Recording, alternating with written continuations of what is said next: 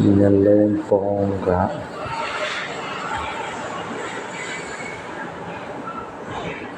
ဒီနှလုံးပေါင်းက6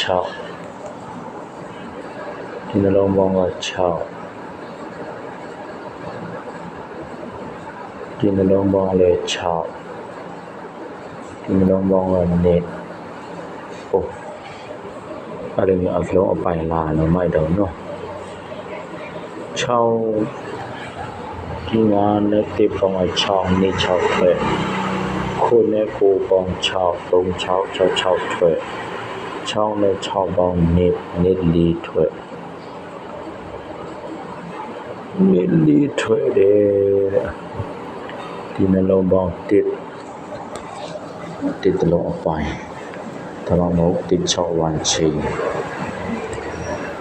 အဲ့ဒီလိုပြီးတော့6 one chain ရပြီ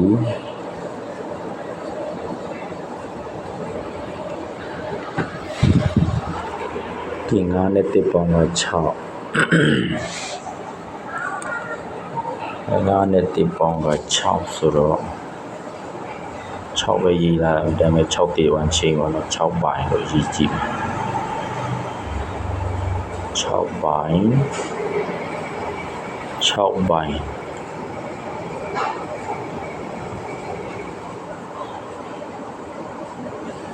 ရှားရေးမယ်ဟုတ်လို့ဒီ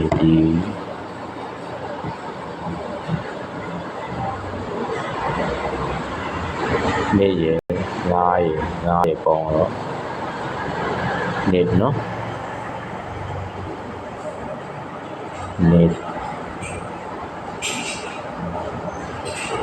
နေခွန်တော့အဲ့ဒါနေခွန်ကြီးပေါ့နော်အဲ့ကောင်ကနေခွန်ကြီး6ပိုင်းနေခွန်ကြီးဆိုတော့နေ6ထည့်တယ်အောက်ဆက်ကြည့်တော့ခုနဲ့9ပေါင်းက6တလုံးအပိုင်းနော်6ပိုင်းကိုဒါလည်း6ပိုင်းဆိုတော့ဘာကီနဲ့တွင်ကောင်းမလဲဆိုရင်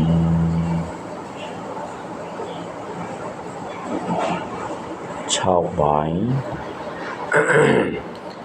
ဒီနှလုံးပေါင်းက3ဒီငါးနဲ့ပေါင်းတော့8ဆိုတော့3ကီးပေါ့နော်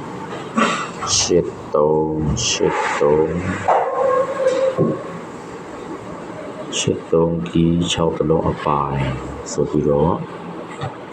36ဆိုတော့ထွက်နော်36ဆိုတော့ထွက်တယ်အဲ့မှာအောက်ဆက်ကြည့်တော့6နဲ့6ပေါင်းကနေနော်နေပိုင်းနေတလုံးအပိုင်းနော်နေတလုံးအပိုင်းမှာ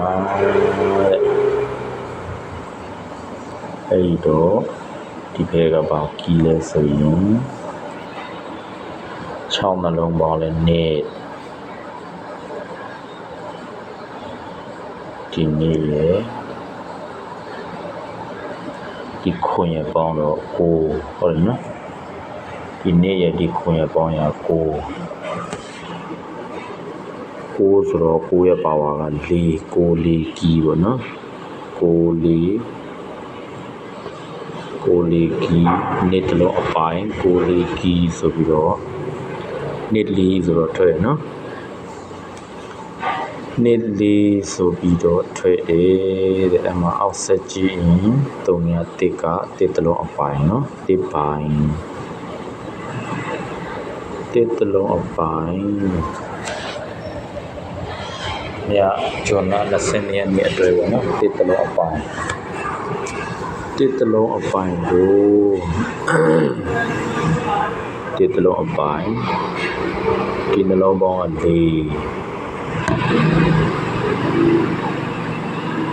ဒီ4နဲ့6ပေါင်းက3ညအဲ့တော့3ည5ပေါ့နော်3ည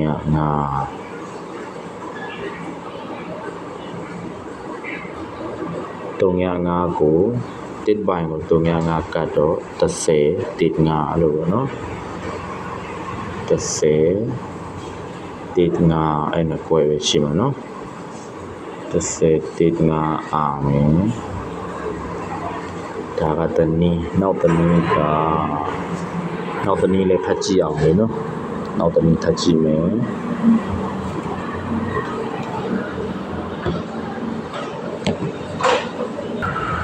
ဘရိတ်တမတဲ့ဘရိတ်ကြိုက်တဲ့လူကဒီကနေစားတယ်ဘရိတ်ကဘရိတ်ကြိုက်တဲ့လူပြီးတန်တယ်နော်ဒါဘရိတ်ထိုးလို့ရတယ်4နဲ့6ပေါင်း3ည305ဘရိတ်ဆိုတော့နေ့ရှိနေ့3လို့နေ့ရှိ300ဘရိတ်နေ့35ဘရိတ်ထဲနော်ဒီမှာ9နဲ့6ပေါင်းခွန်နေ့ဘရိတ်9ရှိဆိုတော့ခွန်ဘရိတ်နေ့1ဆိုတော့နေ့ဘရိတ်ထဲနော်ဒီမှာနေ့ရှိဘရိတ်က3လုံးယူရမှာနေ့နဲ့6ပေါင်း305ခွန်ဘရိတ်ဆိုတော့ရှင်းနေ့300ဘရိတ်နေ့ရှိ300ဘရိတ်ထဲနော်ဒီနှလုံးပေါင်း168ဘရိတ်168ဘရိတ်ဆိုပြီးတော့358ဘရိတ်51က6ဘရိတ်နော်ဒီကပုံပေါင်းက385ဘရိတ်ဆိုပြီးတော့နေ6ဆိုတဲ့8ဘရိတ်ထွက်တယ်နော်ဒီနှလုံးပေါင်း9 4 6ဘရိတ်ဆိုပြီးတော့36ဆိုတဲ့9ဘရိတ်ထွက်တယ်နော်ဒီနှလုံးပေါင်းက8 3 1ဘရိတ်ဆိုပြီးတော့301ထွက်တယ်နော်ဒီနှလုံးပေါင်းကခွန်ဒီနေ့ခွန်နဲ့300ဘရိတ်ပေါ့နော်ဘရိတ်ကြိုက်ဘရိတ်တီတန်ထိုးခွန်နဲ့300ဘရိတ်ခွန်နဲ့300ဘရိတ်ခွန်အနည်းနဲ့တော့မဆိုင်ဘူးနော်ခွန်အနည်းနဲ့မဝင်ဘူးနော်သူကခွန်နဲ့300ဘရိတ်ဘရိတ်တီတန်ပေါ့နော်နာပတိဓမ္မကတော့တေပတိတေတလုံးအပိုင်းတော့နော်ပတိဓမ္မကဒီလိုပြီးတော့အဲ့ဒါပဲရတယ်ဗျာကျန်တဲ့ဟာတော့လေ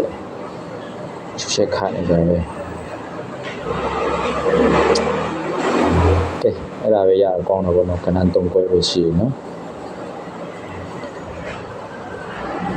တစ်ပိုင်းကို3ညကတ်အဲ့ဒါပဲနော်အဲ့ဒါနဲတယ်ထိုးတာလည်းနဲတယ်နိုင်တော့မြင်များနိုင်တယ်ရှုံးရင်လည်းနည်းနည်းပဲရှုံးတယ်နော်ကဲအားလုံးပဲဒီကနေ့ဆက်ပြီးတော့ပေါက်ကြပါစီဗျာနော်ကျွန်တော်ရဲ့ဒီကုမ္ပဏီမှာအရောက်စီတိုင်းကဲဒီနေ့အခွင့်နဲ့မှာလလပပပေါက်ကြပါစေတုတ်ကြီးရကြပါစေနော်အားလုံးပဲကိုယ်စိတ်နှပြကြာမှချမ်းသာကြပါစေဗျာနော်စောစီအခွင့်နဲ့မှာပေါက်ပါစေဆုတောင်းပေးပါတယ်ဗျာ